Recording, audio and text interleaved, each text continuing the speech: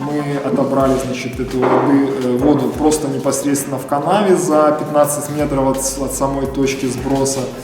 Она имела, значит, темный цвет, то есть она тоже была чем-то загрязнена.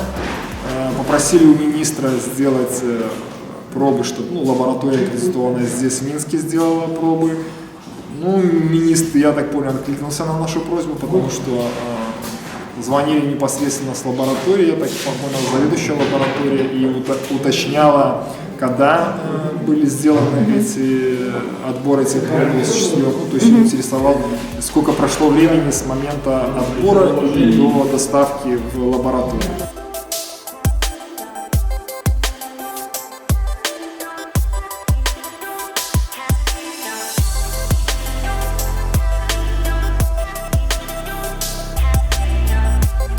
Мы подготовили 15 вопросов письменно, кстати, обгрунтовали их. И было задано примерно с десяток вопросов, на которые они пообещали нам ответить. Самый главный вопрос, почему идут запахи и не получается запустить замок.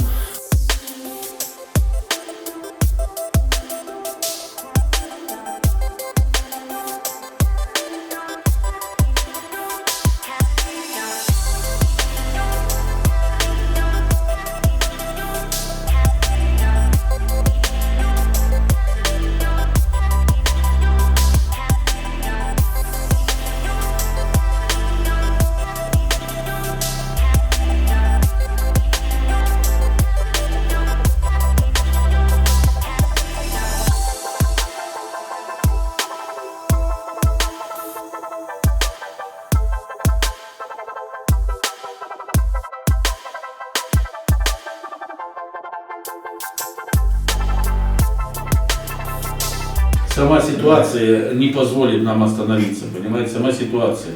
Надо продолжать просто эту работу, потому что даже сам председатель концерна признал, что если убрать метилмелкоптаны, да, эти зловонные запахи, которые у нас в Республике Беларусь вообще никто не проверяет и нету технологии проверки, то на всем остальном уровне, как он сказал, благодаря и нашей инициативной группе, и жителям, говорит, мы не можем выйти за рамки дозволенного. Может быть, где-то на заводе и хотели бы там закрыть глаза на что-то, то это у них не получается, потому что они понимают, что они под постоянным контролем.